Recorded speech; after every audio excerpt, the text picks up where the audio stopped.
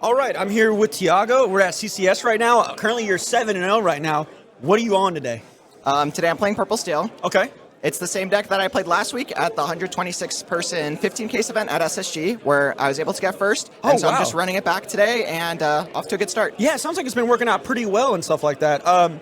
So you just decided to play that? You're just like, I played the same thing last week. Let me just run it back. And so you didn't want to change it up or anything? Nothing else caught your eye? Yeah, I mean, basically, I didn't get much time to practice this week because I got in Tuesday, and then Wednesday's tricky, and then I flew out here Friday, so I only really got to practice Thursday, and I was playing only Blurple, so I played like 25 best of threes of Blurple, and I was like, I can't do this deck. Yeah, I know, It's not for me. So then, when I arrived here, I just last minute, I'm like, I'm going to try Purple Steel again, and changed a couple cards, and it's like, that has to be good enough, and it's working out well. So. Dude, how are you able to get your Dumbos, man? Right now, that's like a commodity right now. Like, I see them over there, and I'm just jealous of you right now. How are you able to get those? Yep.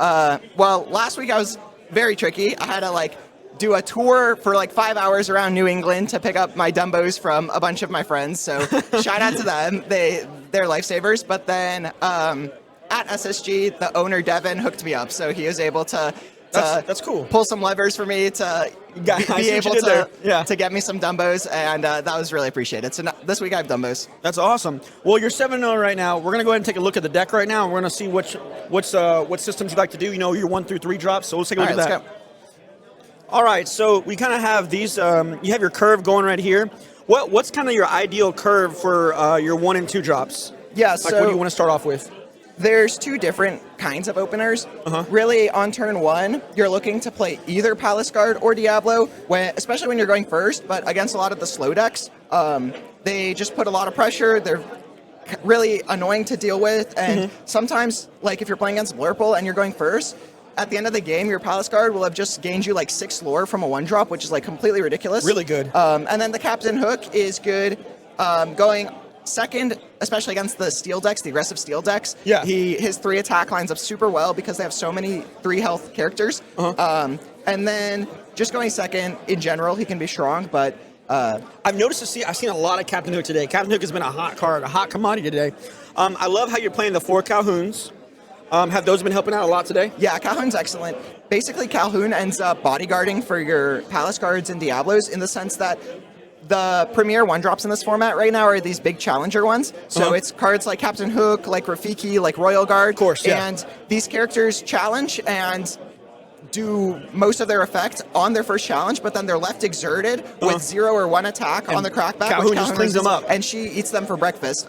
It's also excellent because this format, you get in a lot of board stalls, so then both of you guys just start looking at each other with your boards for a long time, and then if you're able to get up to 5 ink, and then you play Elsa, she exerts one of their characters, and then Calhoun is able to eat them, for sure. Get you a bunch of lore, super, super strong. It's one of the uninks can be a bit tricky, but it's absolutely worth it. Yeah, I also noticed you got Raja on there.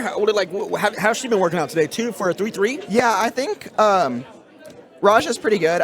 The options we have for 2-drops are not that good. Yeah. So I like Raja just being a pile of stats. It's really strong, bridging you towards the stage of the game where you're able to play your genies into Elsas and your Dumbos and your Treasure Guardians and your Docks. So it really clogs up the board, and it's certainly our best option.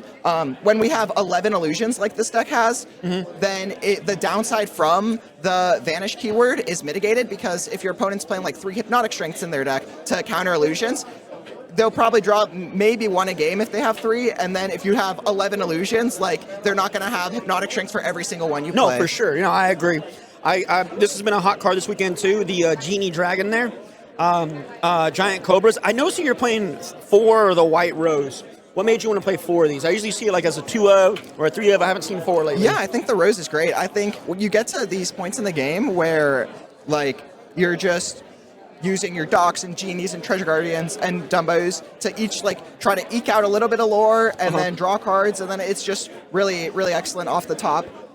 It's generally not the greatest turn 3, but it's a sturdy body that sinks strength and then generally trades with something on the crackback. So I think these gain lore burst effects like Cobra and Rose are strongest in high quantities, so because I think they synergize with each other. So that I think I would always play 4 of it. No, for sure. Yeah, it looks like it's been working out pretty well for you. So I know you got the one single Jafar in there, the guy for Challenge 2. But I love his ability. I think he's a really good card right now. 3-drop, 3/2, challenges for 2, but also quest for 2. So has he been working out for you pretty well as a one of? Yeah.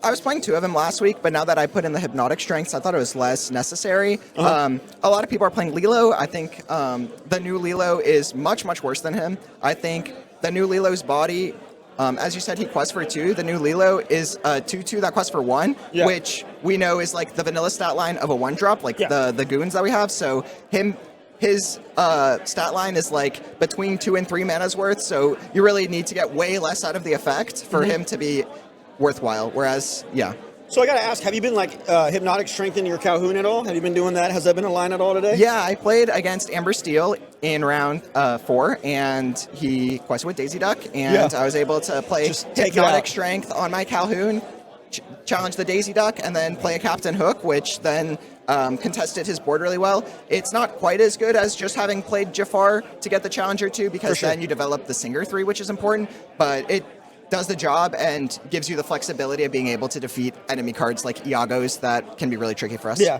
I noticed you got of course, the Dumbo package. It's been working out well today, I can tell. Also, you got your genies going there, and then you got Treasure Guardians, which is pretty good because you said you got a lot of illusions. Yeah, 11. So, I mean, are you comfortable with this list? Is this what you would run again, or would you make any tweaks if you could make a tweak? Yeah, I think it's pretty good. Like, I only changed a couple cards from last week. I was playing like the Skater Mim, which wasn't that good. I was playing some more Jafars, and I was playing the 5-mana Jasmine, and all those cards were kind of underperforming. I would say this list's pretty good. Like, you don't have to play like the Hypnotic Strengths. You can try to play like more of the Crab Jafar, but I think overall, like, if you completely copy this 1-for-1, you can't go wrong. Okay. Well, I like to get the viewer's mindset because, like a lot of people are looking at this deck list. They want to know what's good right now, what to play. But again, like Elsa's been doing really good, and you got your 2-bell package, which is a lot of people are playing 2 bells or 3. And this card I've been seeing this played a lot. It's just doing really well today. Has it been working out well for you? Would you still stay at 2, or would you go to 3?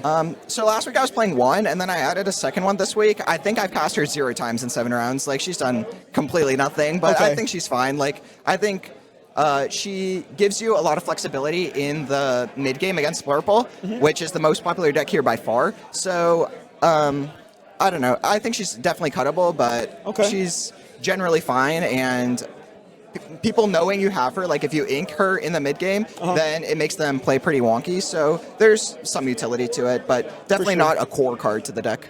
For sure. Well, I really like your list. This Purple Steel list is really good. Apparently, it's been working out well. Like, again, you're 7-0.